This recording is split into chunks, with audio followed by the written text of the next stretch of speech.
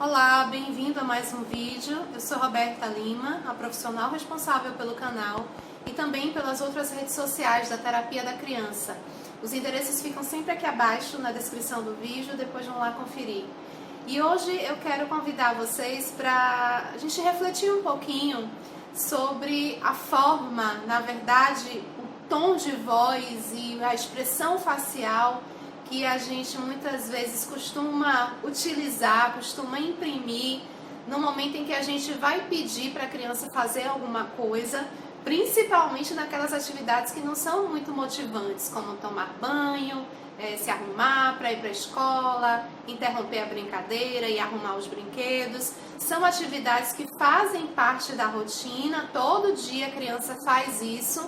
E, no entanto, ainda assim, é muito comum os pais terem dificuldade em fazer, em colocar a criança para executar essas ações. E muitas vezes são momentos que geram uma certa tensão, geram um certo conflito.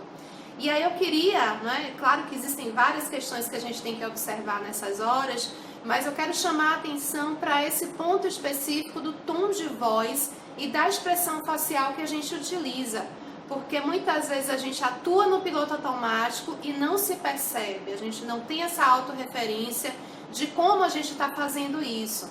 E o tom de voz que a gente utiliza, a entonação, a expressão facial, faz toda a diferença no momento em que a gente quer comunicar, em que a gente quer transmitir alguma coisa, alguma mensagem. Então percebam, por exemplo, se eu viro aqui para vocês e falo, eu adoro gravar vídeos aqui para vocês, eu tô falando de um jeito. Mas se eu viro e falo, adoro gravar vídeos para vocês, eu falei a mesma frase. Porém, o tom de voz que eu coloquei, a entonação e a minha expressão facial foi o que denunciou e o que realmente fez com que vocês entendessem o que eu estou querendo dizer. Então é nesse sentido que eu gostaria que vocês refletissem, prestassem atenção nesses momentos em que vocês vão solicitar alguma coisa para a criança. A primeira coisa que a gente precisa também nessas horas entender, ter esse conhecimento, porque nem todo mundo tem, é que a criança, principalmente a criança muito pequena, ela tem uma parte do cérebro, que entende essas palavras, que entende a linguagem, ainda não é muito desenvolvida. Em contrapartida, a parte do cérebro em que a criança consegue entender expressões faciais, entender o tom de voz, ou seja, essas mensagens mais sutis, mais subliminares, ela tem uma acessibilidade maior, ela tem uma compreensão melhor diante desse aspecto da comunicação, tá? Essa comunicação não verbal. Então, nessas horas, a gente entendendo então que a criança consegue ter uma percepção mais apurada e mais assertiva em relação ao tom de voz, a nossa expressão facial, a nossa expressão corporal também como um todo, a gente tendo esse conhecimento acaba se tornando uma certa carta na manga, um certo agente que consegue, uma ferramenta que consegue ser utilizada a nosso favor ou às vezes contra ao que a gente está querendo solicitar. Porque na criança pequena, com a criança pequena, não é muito a palavra, não é o que você está dizendo, a frase que você está dizendo.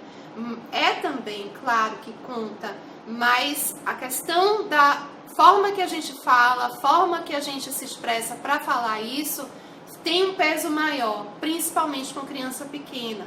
Então, muitas vezes, o que eu vejo, o que eu percebo, é que por já sabermos, pelos pais já saberem que aquela criança, por exemplo, tem uma certa resistência a sentar para ir comer, a gente já sabe que aquele momento é um momento tenso, é um momento conflituoso, é um momento que a gente não tem uma certa dificuldade em lidar, a gente muitas vezes acaba dando essa ordem para a criança, essa solicitação já de primeira, já de imediato, de uma forma muito tensa, de uma forma que não passa uma positividade, não passa uma questão assim mais até motivante para a criança se envolver e querer fazer. Então, por exemplo, sabendo disso, um adulto pode virar para a criança e falar, vá comer agora, passe já e vá para a mesa comer. já fala de uma forma muito tensa, muitas vezes nem precisou tentar fazer ainda antes de uma forma mais tranquila, não é a segunda nem a terceira vez que está falando, é já de primeira, já de imediato, por saber justamente que a criança tem essa resistência. Então, quando a gente se coloca dessa forma, quando a gente solicita para a criança dessa maneira, a gente tende a passar uma mensagem, meio que subliminar, mas que ela tem esse acesso muito fácil, ela decodifica muito fácil, então essa parte não verbal, dessa comunicação não verbal, ela compreende muito bem. A gente acaba transmitindo e reforçando e muitas vezes condicionando a criança a entender que aquele momento, aquela ação de sentar para comer, de ir tomar banho, de pentear o cabelo, de se arrumar para dormir, é um momento realmente negativo, não é um momento muito atrativo que ela possa realmente querer executar. Então fica só esse alerta, essa reflexão, procurem se perceber, fazer uma questão mesmo de desenvolver uma consciência, uma autopercepção. Como é que você dá esse comando para a criança? Como é que você consegue fazer isso de uma forma que dê realmente essa ordem, que ela tenha que fazer essa atividade, ou seja, que você realmente passe essa questão da autoridade, de você ser o líder da criança, de pedir, de ter que dar essa orientação que ela precisa fazer uma determinada atividade, como por exemplo arrumar um brinquedo depois que ela termina de arrumar. É interessante que a gente peça isso de uma forma assertiva e que a gente também tente fazer com que a criança entenda qual é o valor daquilo, qual é a função real, qual é o ganho, às vezes. Claro que tem situações que não tem muito ganho e tem que ser feito, e também é algo que precisa ser compreendido e trabalhado nas crianças desde pequenininha. Mas no caso, por exemplo, de arrumar o brinquedo, a gente pode dizer, vamos arrumar o brinquedo, olha como você brincou, olha como você se divertiu, olha como você gosta desse brinquedo, agora está na hora de guardar, para a gente da próxima vez poder encontrar o brinquedo no lugar que a gente guardou e brincar novamente quando for a hora. Então a gente atribui, a gente reconhece para a criança que ela fez aquilo, que ela gostou e que agora tem uma função diferente de guardar para poder conservar, para poder arrumar e deixar no cantinho que ela quer depois encontrar quando ela precisar novamente do brinquedo. Assim é para tomar banho. Vamos tomar banho para a gente ficar cheiroso. Olha como a gente fica cheiroso depois que a gente toma banho. Olha como a gente fica bonito depois que a gente penteia o cabelo. Então atribua funções. Claro que é um processo, gente, gradual, processual, é um processo mesmo de construção, não é porque você vai falar uma, duas ou três vezes e a criança não vai dar muita importância, você não vai ver muita diferença e você vai desistir do processo.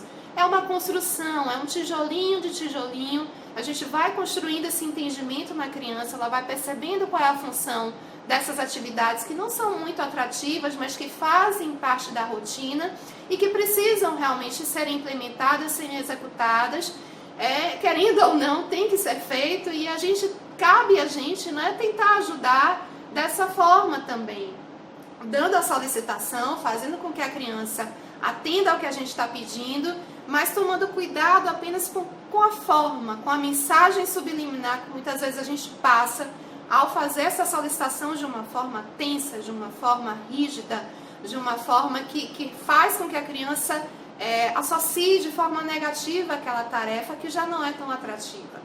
O vídeo de hoje foi esse, espero que tenha ajudado alguns a refletir, até perceber esse aspecto, porque é algo que realmente muitas vezes passa despercebido, tá? Mas é uma questão da comunicação, prestem atenção à comunicação não verbal de vocês, o corpo, a expressão facial, o tom de voz, tudo isso é comunicação, tudo isso é a forma que a gente está se relacionando com a criança. Espero que vocês tenham gostado. Se gostou, lembre de avaliar o vídeo. Se é novo por aqui, inscreva-se no canal, será muito bem-vindo. E a gente se encontra ao longo da semana nas redes sociais da Terapia da Criança. Muito grata pela atenção. Tchau, tchau.